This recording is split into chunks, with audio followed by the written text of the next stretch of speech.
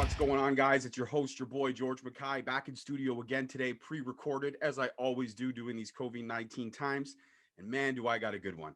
I got somebody who is probably one of the most inspirational people that I have ever seen on YouTube. This is my first time meeting him, but it's an absolute honor. I'm not going to waste any more time. Please help me welcome Marc Mero to Straight Talk Wrestling. How are you, sir? George, I'm doing great, man. How you doing? I'm doing amazing. I'm going to sit down and talk wrestling with you. I'm going to talk positivity with you. I'm going to talk hope with you. Hmm. And that's something that's really special. In doing my preparation for these interviews, I always do my research, and I pride myself on trying to make sure my research is as on point as it can possibly be. And with you, it was really easy because a lot of the information is very obtainable, but a lot of it is also from you. The words are coming directly from you, which makes the research so much more easier because you know it's truthful because it's coming right from the horse's mouth. So one of the first things I want to talk about is that amazing viral video that kind of blew up. DDP, I know he filmed it for you. One with a story with your mom. My wife and I watched that a bunch of times in preparation for this interview. We even watched it with our 11-year-old daughter. And man, like literally 20 seconds in, your eyes are already starting to water. It is like one of the most emotionally truthful moments I've ever seen. Can you talk to me about that experience and what that speech has meant to so many people? I think we often take for granted the very things in life we should appreciate. And there's no love greater than a mom, maybe other than love of God or God's love, but a mother's love is just incredible. And and I was just treating my mom terrible growing up. It was always about, young people are sometimes so selfish. They don't think about what parents go through.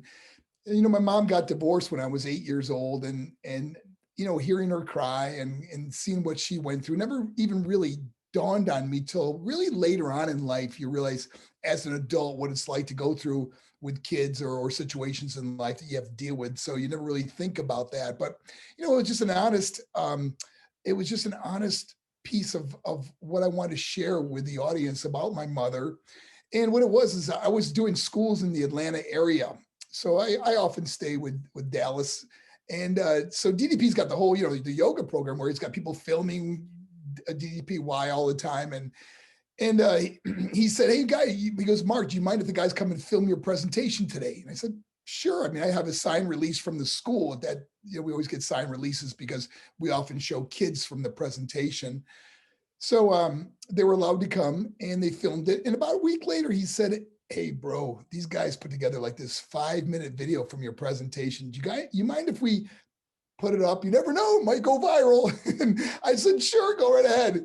And he put it up and he called me, I don't know, like a day later. He goes, "Can you believe there's already 100,000 views on that video?" And then 200,000, then 1 million, then 5 million. Then it just kept going on and on and on. But it also opened up so many doors for me presenting all over the world. I went to Russia and spoke at schools in Russia.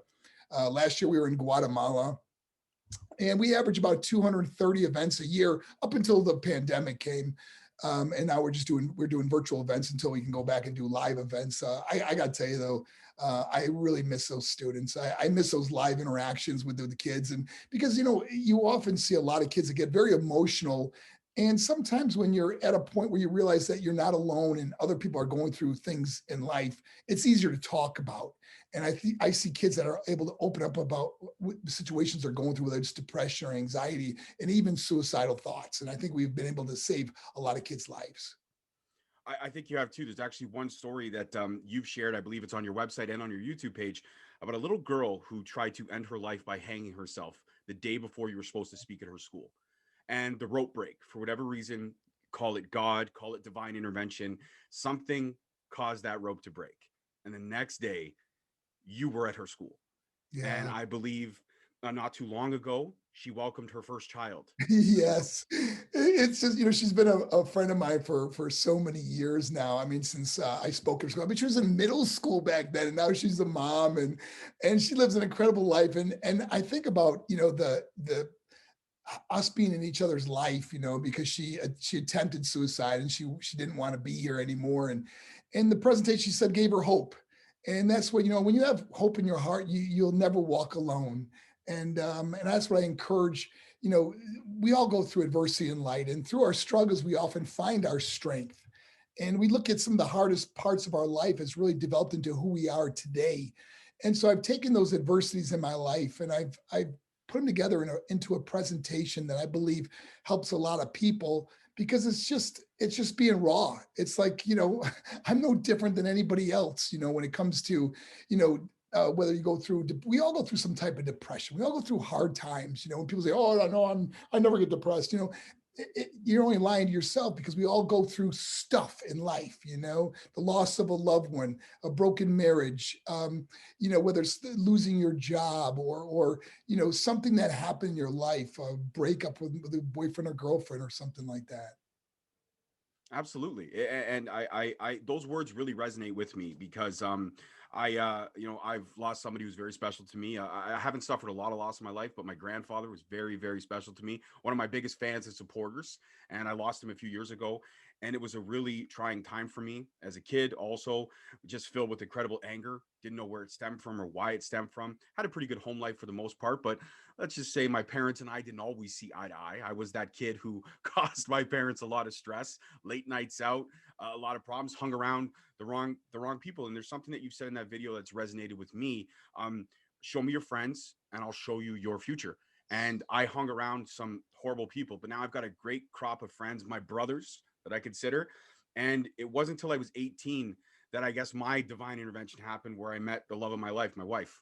We've been together since we were 18, and I'm 37 now, so almost 20 years together, 13 years married this May. We've got two beautiful little girls. And for whatever reason, I wasn't really much of a believer in faith or God at that point. I've actually lost my faith when my grandfather passed away. I didn't know why God took him from me. But my wife, she brought that back. She brought the fire back, the reason to live back. And yeah, not every marriage is perfect. It takes work, but there's nobody else that I could see walking through this crazy journey with other than her. But your words really touch me on that because, show me your friends and I'll show you your future. And that makes perfect sense from what I've gone through. And the amount of lives you've touched, the amount of people that you've probably inspired to change has got to be one of the most rewarding feelings in the world. I'm rewarded just talking with you, man. You're like, Oh, I was thank so you. excited this whole morning. I was like, I'm gonna be talking with the power of positivity. And we are gonna talk wrestling for sure. But next to you, DDP is also a bucket list interview of mine. He's Yeah. like one of the most positive people. I'm gonna get him one day. I'm positive that I'm gonna get him one day. And hopefully he's watching and he's like, hey, I'll put in a good word for you. oh Okay. my God, I would freak out if I got an email from him. It's so funny because I do the yoga with him, and we're just so close. I actually moved to Atlanta a few months ago from Florida, so I'm 20 minutes from him now. So we're Wow. together a lot more now, which is really cool. But you talk about getting together with two guys that just inspire each other. Right? I'm gonna We, say, do you guys try to up the ante on who inspires who more? Bro, you know, I'm feeling the yoga today. Yeah, but I'm feeling this today, bro. Let's do that. yeah, it's like we fill in the gaps. It's like things that we both experience or go through, or because we deal with a lot of people that are going through adversity. You take out a lot of pain. People don't often understand that when you're dealing with the kids, people that are depressed or going through hard times, or in Dallas's case, people that are grossly overweight, or really, suffering from anxiety or depression, or even suicidal thoughts when you get to a certain point in your life that you just feel like there's no hope. So we both deal with that on a daily basis. So we often, bounce things off of each other, and we're able to help each other. You got to stay strong, man. You got to be a light in this dark world, and you got to keep shining. And there are days that, I often get about 100 messages a day through social media, and we scan through them because we look for the key words, suicide or certain things that people are experiencing, and you do your best to help them. But I got to tell you, it sometimes weighs on you. By the end of the day, you're like, I don't want to open another email, especially if you go through 4 or 5 that are really tough ones, and especially parents that are begging you to talk to their child. And the thing is, there's not enough time in a day to reach everybody, so you try to, that's why we do these presentations and we do online stuff so we can reach as many people as possible. But to do when you're talking to someone one-on-one, Dallas and I will often both call someone, they're like, I can't believe you called me, and it's actually a really fun thing because it gives a person hope, or it makes a person smile, or it makes them, hang on for another day, and if you can get them to hang on for another day, get them to hang on for another week, another month, another year, and then they get through that spot in their life that they're going through, that dark place. Absolutely. I mean, I geeked out when I sent the email off. I was like, man, I would be awesome if he got back to me, but he's probably so busy. He's probably got 1,000 emails. And then you were like, yeah, let's do it. I was like, oh my God, Marc Mero Well, got back to me. Like, this is crazy. we do it. We do a lot of these podcasts, and I often feel like, gosh, I don't want people to hear the same thing over and over again, but everybody hits differently, it's not that, my story is my story. Obviously the things I've overcame my life. I lost my little brother and sister. They both died at 21. My mom died at 58. My dad died while I was holding him in my arms. Of course, losing so many of our friends in the wrestling industry was traumatic. Many of us had experienced some of our close friends that left us so soon. But in family members, last year I lost 6 very close friends and family members, whether it was cancer or an illness or older age or what heart disease or whatever it was. But I went through a tough year last year, and it doesn't get easier, but the famous Dr. Seuss quote was, don't cry because they're gone, smile because you had it, and I do. I think about, whenever I get down, I think about the memories, the good times that I've had with different friends or family members that have left me too soon. Absolutely. And you know what? You can dwell on those moments, but what I do now, especially with my grandfather, he didn't speak very good English. He's Italian immigrant, came over to Canada for a better life for his family. But the one thing I always remember is the way he used to sing Happy Birthday. So off key, so rough around the edges because he had this very deep voice. But it's something that if I'm having a rough day, I'll think about that and I just sit there and smile and go, oh, no, no. I, 60 some odd years on this planet and you still couldn't get the words to happy birthday right. But fuck, do I want to hear it sometimes even more? You know what I mean? What I often helps me too, and I share this with a lot of people, is that, like for example, you with your grandfather, if he was ever, when you go into that maybe depression or sadness or bitterness or anger with God or whatever it is that you go through when you lose someone you love like that, or that someone was so inspirational or powerful in your life, I think about what they would say to you, if they could just come here and say, come on, man, stop it. I'm in the best place in my life. I want to see you live a victorious life. I don't want to see you depressed or moping around. That would break their heart if they ever could see that. So that I know my mom, my dad, they would never want to see me depressed all the time or living a sad life. It would break their heart, man, to see that. Absolutely. And you know what? Not only with the inspiration that you have, I do want to get into some wrestling and then we'll circle back to Hope because I do want to touch on your amazing organization and what Hope stands for. But I discovered you when you debuted at WrestleMania 12, when you saved Sable from my guy. I've always been a terrorizing Triple H dude. When he did the curtsy, I was all about, I still am to this day. Triple H is my guy. And you debuted against him. And that was hard for me because I was like, I really like this guy, but Triple H is my guy. So it's hard to really pick when you got two guys you like going at each other, man, it sucks because as a fan, you're sitting there going, if I like him one day, but if I like him the next, maybe I could schedule how much I like each other at the time. Forget it. I just got to pick a side and stick with it. So when you debuted and had to feud with, Triple H, one of the up and coming stars as yourself at that time, how was that storyline, building that story, especially having your wife involved in the storyline at the time? Because it's hard sometimes to miss business and personal in the wrestling world. Well, I mean, part of the reason why I brought my wife to WWF is, I was on the road all the time with WCW, like any of the wrestlers. And we got married in 94 and I signed my contract with WWF at the time. It was WWF in 96. And I remember that, being on the road so much, we in a kind of a new marriage. I didn't want I didn't want to go through a divorce. I didn't want to go through problems. So one of the things I said to her was, how about if I bring you on the road with me and have you as my valet? And so we agreed on it. It was one of those family decisions we made. So we were both on board with that. So it was not that wasn't really the problem it was, working with Triple H was an honor, it was a pleasure, man. He's one of the most talented guys out there.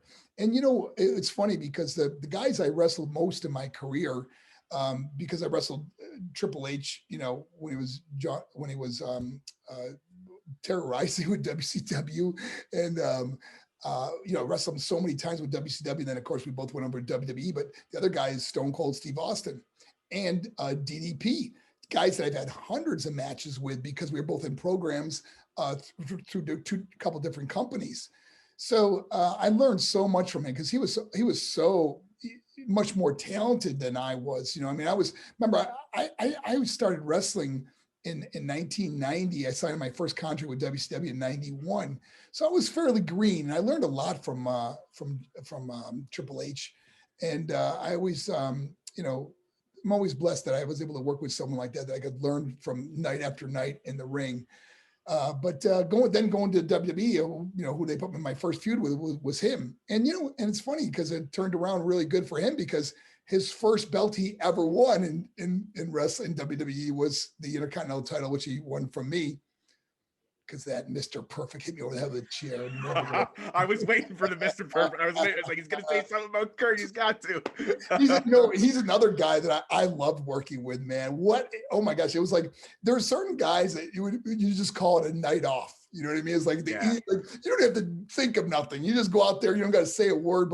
But guys like Mr. Perfect, Eddie Guerrero was another one. Ric Flair. Guys that you just would just gel with or mesh with, that were so easy to work with because they were so talented, Absolutely. And you actually talked a lot. I listened to the Vicky Guerrero podcast as well, just to kind of do some additional research. And you guys had an amazing conversation. Vicky's been a former guest of mine. I love her to death. She's a fantastic human being. And also, like you, just happy about life and so positive. It's ridiculous sometimes the energy that you bring. You guys were both excited in that conversation. You spent a lot of time talking over each other because you were just so excited during that interview. But you mentioned about Eddie. And that's interesting because I always love to hear the background stories. You mentioned that Eddie was just a hugger. And, the Eddie Guerrero that I know on screen wasn't a hugger. Yeah. He would lie, he would cheat, he would steal, he would do all those underhanded things. I just can't imagine that character and then going back behind the curtain being like, bro, that was amazing. Thank you so much. Like,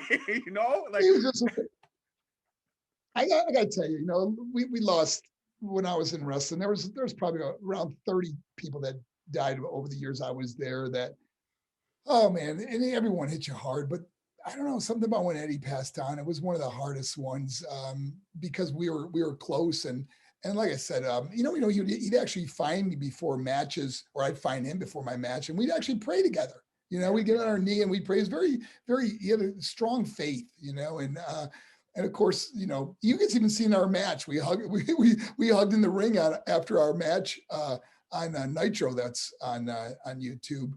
But just such a warm person, and a guy that, I don't know, everyone loved him. He was like so well received in the locker room. Man, when you walk in, he'd be like, "Hey, Eddie, what's up, brother?" He's just one of them guys. He's one of those guys that definitely leaves an impression. As a fan, he's left an impression, and definitely I felt the loss when we lost him. But shortly after we lost him, and I have to touch on, we're not going to touch on the history on this one because it's such a taboo subject, but we also lost Chris Benoit and his family. And right after that, I believe that maybe a lot of people haven't said this to you, but then you started pioneering an initiative, in my honest opinion. You went on all the news shows. They're talking about the drug use in wrestling. Guys afraid to lose their spots. They just take some painkillers, get back out there because they don't want to lose that TV time, which was so precious. Contracts were not like they are now. There was no wellness program like there is now. And I firmly believe that without you speaking out and kind of having to be that sacrificial lamb, because you were bastardized over it, you were hated over it, you were not welcomed back into the business. Without you being that sacrificial lamb, we wouldn't have the wellness program and the testing we have in place now. And I want to put that on wax and say that without you speaking your truth, there wouldn't be these programs now. And I don't care what anybody says. I don't care what the comments are going to read when I drop this interview. It's the truth. Without you going on all those news shows and speaking, and you weren't doing it for publicity, you were doing it to help. I really believe that was where hope and everything kind of started, because you had hit rock bottom.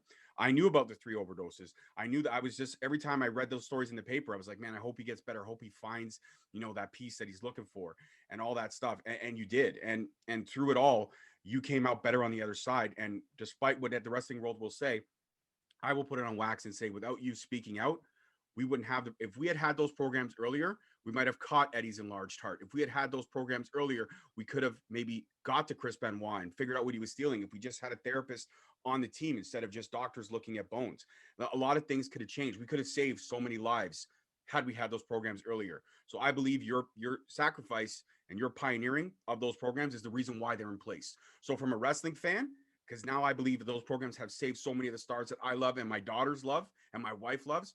I want to say straight up, Mark, thank you. Because if you didn't make those sacrifices, we wouldn't still have the guys we have around now for the longevity that we've had them. So, and that's a credit to you. And I'm putting that on wax straight up. Well, Thank you. I really appreciate that. It's you got to be proud of who's looking back at you in the mirror every day. And and it wasn't about this guy did this or this guy did that. It's like this is what I did, man, and what I did to me and my body and what I went through and the heartache I went through and families that lost so many loved ones and wrestlers that we all loved. But you look at since then we haven't seen nearly the trauma we seen back in the 90s when I was there. So maybe something good did come out of that, and I appreciate your comments, and I don't take anything back. I don't think I'll ever be invited to a WWE show, but it's okay. Life is Really, good.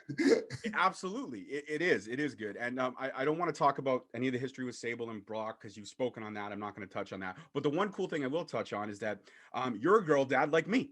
I got 2 beautiful daughters who are the love of my life, Yeah, and you're a girl dad as well. But you adopted her. You adopted yeah, Mariah, and yeah.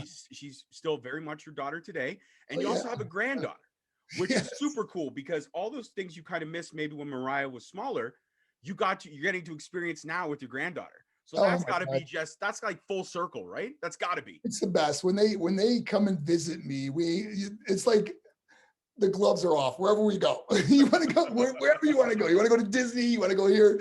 And this year we got a lake house, so they're going to be on the boat and water skiing or being pulled around the lake on a big raft. We're gonna have the best time. In fact, it was so funny that you just mentioned that. My brother and I were just talking about that, making the arrangements of getting them here, and I just can't wait. I mean, I'm blessed to have the relationship I have with my daughter now.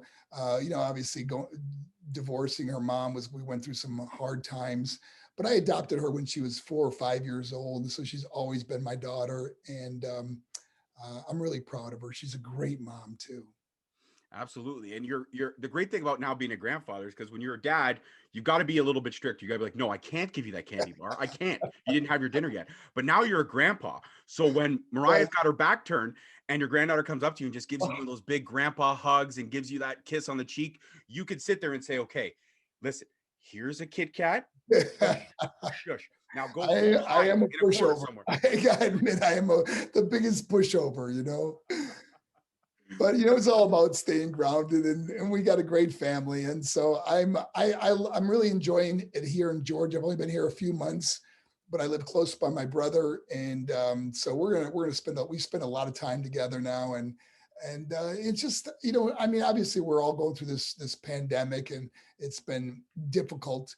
But there's also been some blessings that came out of it because like I said, I was doing about 230 events a year, traveling nonstop.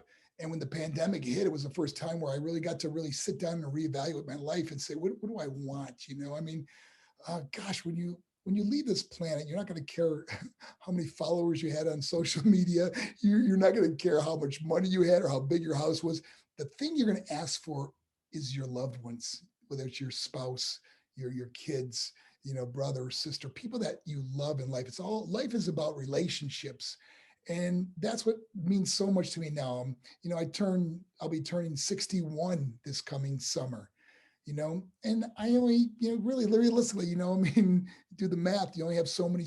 I've had more summers than what I have left. Okay. So I want to enjoy every moment. And I wake up, I tell you, I hit the ground running every morning. Whether it's keep myself in good condition. I answer a lot of mail, do a lot of stuff on social media. So it's been a real joy. Life is good. Absolutely. And another quote of yours that I absolutely love is that you don't live in time, you live in moments. And I thought that was Yes. just the greatest line ever. And really, it puts a lot of things into perspective, especially dealing with COVID. So I want to touch on this because you speak at a lot of schools, even though you're doing virtually. It's got to be hard for the kids, and the kids aren't getting enough credit that they should be getting to go from that interaction, that in classroom that kids need, that socialization, to being ripped out of that, to being put in front of laptops, in front of screens. And we're all trying to control the screen time, but now we've added an additional 6 to 7 hours a day of screen time to these kids. But they are soldiering through, some stronger than others. And one thing my wife and I have always instilled in our 11-year-old, and we will in our 4-year-old when her sense of understanding is a little bit stronger, is that we're here for you. Tell us about your feelings. We want to have that open line of communication. I never want to have my daughter shut down like I did on my parents. I never let my parents ask me any questions. I didn't want them to know anything about my life because it was my life and I didn't care what their thoughts and opinions were. I don't want that for my daughters. I want better than that. So, how are you teaching, or how are you kind of helping with that? All the situations now with COVID, plus also the bullying, social media bullying's got to go up. The virtual bullying now is probably at an all-time high. I know suicide rates are through the roof. And you just, Yeah. Mark, you can't save everybody.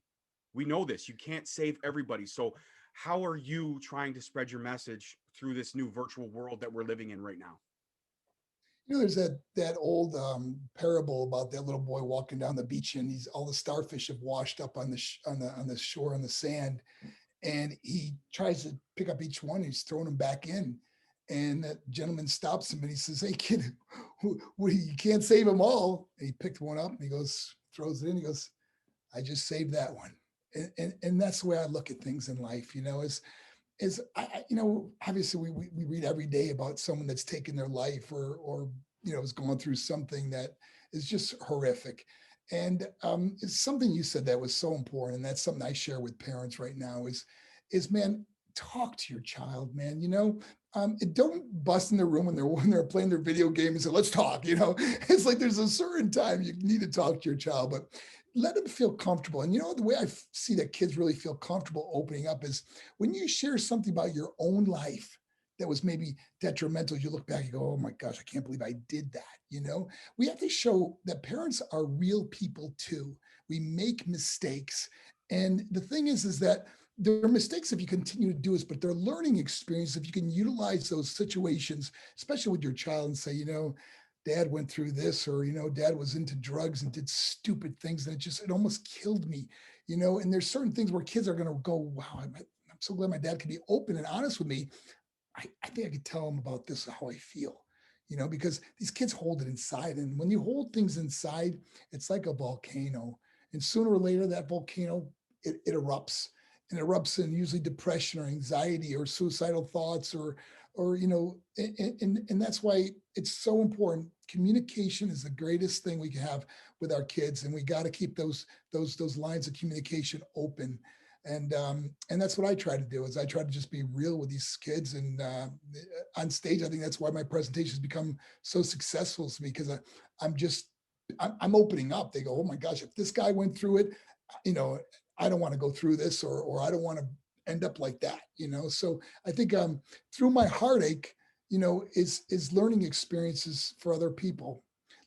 So Absolutely, and you've touched so many lives. And like I said, that speech, if anybody doesn't know the speech I'm talking about, it's the infamous mom speech. You just search up Marc Mero mom on YouTube, and that speech comes up. It is a great video. It's an inspiring video. It's an amazing video. And I want to talk about. I do want to ask a few more wrestling questions, but I want to talk about hope. And hope stands for hold on, pain ends. It's yeah. fantastic. And tell me about hope and the incantation of hope and how that all got really started. Well, it's the acronym for hope. Hold on, pain ends. Is that if you could just get someone to hold on, like I said, when we talk to kids that are suicidal, if we can get them to hold on for another minute, another hour, another day, another week, and pain will eventually end. We all go through pain in life, and sometimes the memories of our loved ones is worth the pain that you may go through when they pass on.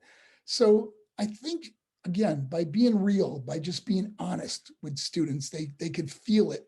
It's funny because I see the way that my presentations affected students, But I actually spoke to the FBI convention in Orlando. It was like 2,500 FBI agents. Wow. And I have never seen more grown men and women with their head down or teary-eyed in my life, because it affected them in a really emotional way, because they could relate to maybe something in their life. Maybe their relationship with their child isn't as strong as it should be, or they lost a loved one, or went through something with their parents. And we can all relate to some part of my story.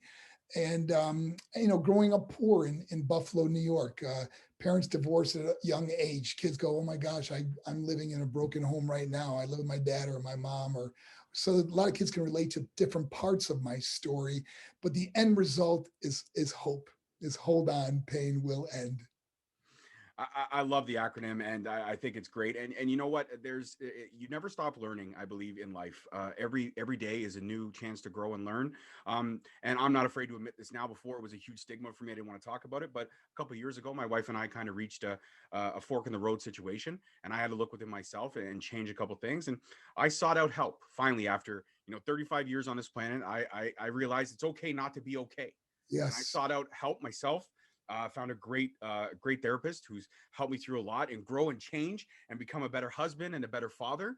And it's okay to not be okay. Everyone out there that's listening, if you are watching this and you feel down, reach out to Marc. He's a fantastic human being. Like I said, he got back to me. I geeked out a little bit. I was like, oh my God, Johnny B. Bad. He's going to be on my show. This is crazy. It was a great moment to see that. And the child, came out in me at that moment. And also over these past 2 years, I've learned that everything that I've gone through in my life that I was angry for no reasons, that I kind of lashed out at my parents, or I had some aggression towards my parents. My therapist helped me through it, and I still got a lot of work to do. It's a never ending process, but from where I was 2 years ago to where I am now, I'm a better person, and it's a Uh, person that I'm that's proud great to to look hear. at. Yeah, I'm proud to look at that person, and What's that's a so what's critical. so amazing about that is that you just being able to talk about that part. Yeah, Like, yeah. everybody thinks, everybody wants to talk about how great their marriage is, or how happy they are. But we all go through those forks in the road. I've been divorced, and it's one of the hardest things to go through. And when I hear someone like yourself that says, I got the help I needed. And there's nothing wrong with going to a therapist or a counselor or talking to someone about it. Man, we all need someone to talk to at some point. Our Dallas and I talk to each other, about certain things in our life that maybe we wouldn't discuss with anybody else.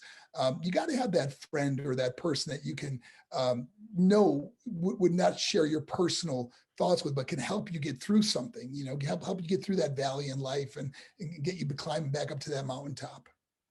Absolutely. So this is now a wrestling related question, and this could be a hard one for you, I believe. You mentioned a lot of great legends and names that you said working with them was like having a night off.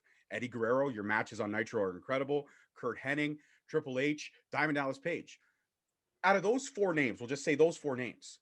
Who was the easiest night off? This is a hard question because you Oh, worked with all of them. wow. The easiest, I got to say, Eddie Guerrero. Yeah, I mean, Ric Flair is right up there too, because they're just. I mean, if you've seen a Ric Flair match, you know exactly what's going to happen. So when you're wrestling him, turnbuckle, flip over the top, clothesline him, on the apron. It was it's funny, like, because I watching him as a kid, and also I'm in the ring with him, and it was so funny. Quick story was I wrestled him in Germany. I'll never forget this. It was the first time I just signed with WCW, and we were in Germany. And I was only maybe a year or so in, and I remember I was wrestling Ric Flair. I mean, I watched him on television, and he does the thing where he puts his hands out, and then you go to grab him, and he goes, "Woo!" And he did it to me in the ring, and it was like deja vu. It's like I could see myself sitting watching that on television as a kid. It was the craziest thing, the craziest feeling that brought me back to my little black and white television or something. But but again, to answer your question, I got to say, Eddie Guerrero, probably because he had so many different moves and he could do anything. He taught me spots. I did spots in that match on Nitro that I never did before, and maybe haven't done since, that he showed me just before we even got in the ring. He's like, "Let's do this and that." I go, "How do you do that?" He goes, "Oh, it's easy." And he showed me, and then he calls it in the ring, and he was just phenomenal.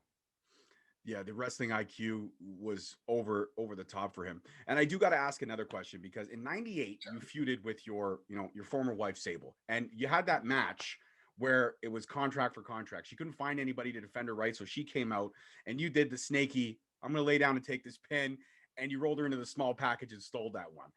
For a long time, at least in that year, you were one of the most hated men in Yeah, wrestling because you took Sable away from all of us fans. And I was a yeah. 13-year-old boy at that time, and I did not want to not have Sable on the screen. So how was it coming to some arenas? Because the Attitude Era, there were so many fans that lived and breathed it, man. How was it going to Yeah. some arenas and getting the hate that you got over that?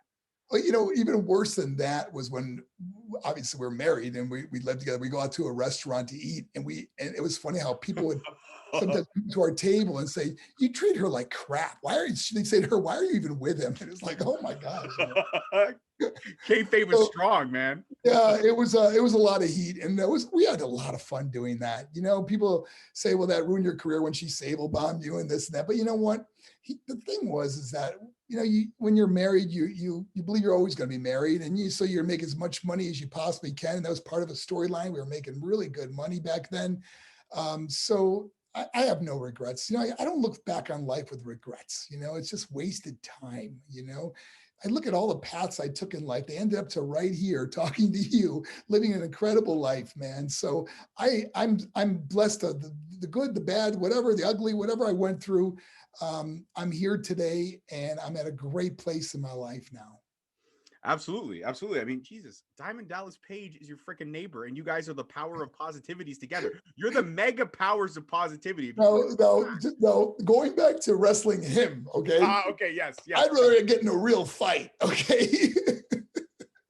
We both laid it in there on each other, and because we were such close friends, it wasn't like, what the heck, man, we went pretty hard, Dallas and I, but I love working with him, man. I mean, we had some fun matches, and some good matches, and we really did well together. And it was also the beginning of Dallas becoming the incredible world champion he eventually came. And it was weird because they kept putting me over Dallas. I mean, it's a pay-per-view. I never lost a pay-per-view against him. I don't think I've ever lost a match against him, but I had to leave. And when I left, man, he skyrocketed. And it wasn't because I was there. It was just that the storylines they kept doing was Johnny B. Bad goes over DDP, he wins the belt, he wins the money, he wins the girl. It was just on and on and on. And once I left, man, he just took off. And I remember being at WWF and we talk on the phone, and I just would be so excited for him hearing what's coming up next because he'd share inside information with me of things that were coming or going or happening. And I'd be like, just that's my man. I was so proud of him and so happy for him. And then, my God, seeing his program take off the way it is and so many lives being changed and saved, you can't be. The joy in life is seeing your friends and family members do well also, it's that joy I have with him. And we go over and he might not have beat me in a wrestling match, but that son of a bitch is kicking my ass in yoga, man. I gotta tell you, I go over to his house and we do these private sessions with a few people, just like 4 or 5 of us. Last week, Darby Allin was with us, and DDP puts us through some. I mean, I walk out of the pretzel man, I'm walking out, my head's around my foot's around my neck, it's like, D, killing me, man. But I love it. I'm teasing. It's the greatest program. It really is. And especially as you age, you've got to be limber and stretch. And we start kind of shrinking, and that's why you see older people that are kind of hunched over and their back gets rounded. And this really prevents that and helps so many people. So I can't recommend it or be more appreciative of being able to do it. Absolutely. My wife and I, we do it. We don't do it. We're not religious with it. I do apologize if he's listening. Dallas, don't hate me for it. We do it. We do it. You might have just ended getting him on the show now, buddy. Oh, no. You love DDPY yoga. You do it all the time. I do it all every day. I do it actually 4 times a day to make up for the days that I don't do it. But seriously, Mark, one final question. I think I'm going to let you go enjoy your evening before you can shout out your socials. And again, dude, this has been an absolute pleasure and an honor to have you on my show today. I knew this conversation was going to be everything it was. And I want to let you know before I ask my final 2 questions, you are now officially a member of the Straight Talk family. Sir, it would be an honor if you ever want to come back again. If you're bored on a Wednesday, hit me up and say, George, let's talk again for another half an hour. I would absolutely love it, sir. I would. It would be an Thank you, absolute honor. George. And I probably will take you up on that. Absolutely. You've got my email. I've got yours. I follow you on socials. If you could do the same for me, that would be huge, but no pressure there. Just to have a conversation. I don't call these interviews. These are conversations. A chance to sit down with somebody like you, who, like I said, has inspired so much change in wrestling and so much change in people. It's an absolute pleasure and honor. And if you do hit up DDP and he comes, man, I'm going to spend 20 minutes of that episode just talking about how grateful I am for you. So straight up, honestly, I'm honored. Before you were just a legend, I was a fan of yours, but now I could proudly say Marc Mero is my friend, and that's pretty freaking awesome. Absolutely. That's pretty freaking awesome. So my final two questions is, if there was somebody that you never had the ability to work with that you wish you could have, because you were kind of around in the Attitude Era time period, you could have had your pick of the litter, but you've also worked with an amazing group of men and women in the business in your time in the business. Is there somebody that you never really got to run a program with that you would have loved to, if given the opportunity back in the time? You know what? I was tag team partners with him for a match in South Africa. We never wrestled against each other, and that was Shawn Michaels. I think I would have had a really good match with Shawn Michaels. I loved his style, and he was very athletic, and I think that would have been he's kind of like he's like Eddie Guerrero mold. He's really could do anything. This guy, So that's one guy I really wish I would have been able to have a program with or work with. Absolutely. And my final question before you can shout out your amazing program and all your socials is, obviously you keep up on the program now. You're probably, you mentioned Darby Allin and stuff like that. So you know who the people are right now in the business. Is there anybody that you see as the future of this business, kind of like maybe a Stone Cold Steve Austin? I mean, mind you, we're only going to have one Stone Cold in our life period, but somebody like that who's going to elevate the business, like a straight up GOAT like that, who's going to do you see any stars that we should keep our eyes on in this time period? I really would love to see do well, who's a good kid, is um, Rick Steiner's son. And I spoke at his high school, and it's so funny that today I know Facebook shows you memories of yeah. It happened to be today was the day I was in his high school like 10 years ago or whatever it was. You know what I mean? That's awesome. And now to see him that he's in the WWE, the NXT, their training center there, the performance center, whatever you call it. I just hope he does well because he's a good kid, man. He didn't get his break in football, but he was a stud, man. And I tell you, I really would love to see him, kind of walk in his father and his uncle's footsteps and have a Rick Steiner or a Steiner brother out there or Steiner son out there again. Oh, for sure, man. And he could wear the headgear like his old man and be like, dog is back home. I used to love Rick I love Rick, man. He's so hyped. I love that dude. Oh, Marc, please, by all means, if anyone out there is not following you, please shout out your amazing socials, platforms, and where they can find you and all the amazing things you do. YouTube, everywhere. Shout it all out. Yeah, well, first of all, my name is Marc is with a C, so it's MarcMero. And if you just go to YouTube, it's the Marc Mero on YouTube, and then the other social media, Instagram, Facebook, you'll find me under my name, and Twitter too at Marc Mero. So I'd love to, if you saw me on this show, remind me that you saw me on this show, and I assure you I will respond. Oh, that's awesome. That's fantastic. And because I'm a glutton for self-promotion, you can find me on Twitter at _Straight Talk, on Instagram and on Facebook at Straight Talk Wrestling. And the YouTube page is Straight Talk Wrestling. I got one away from 200, which is a very big milestone for me. I started the YouTube page just under a year ago, and it's really been very welcoming, and it's been an amazing journey. And I've been able now to check off another bucket list interview. And Marc Mero, man, this has been an absolute pleasure. Sir, I want to thank you, and I look forward to when and if it ever happens again. Just thank you for taking the time out for my show and sharing your history and your message. It was absolutely inspiring, and I can't thank you enough for the time. I thank you, and I thank your listeners for tuning in, and God bless y'all. Absolutely. That's it for us, guys. This one's in the can. Thank you so much. Don't forget to tune into all the socials to find out who next week's guest is, and stay inspired. Peace, love, and wrestling. We'll see you guys all next week. Thank you very much, Marc. Again, it was a pleasure.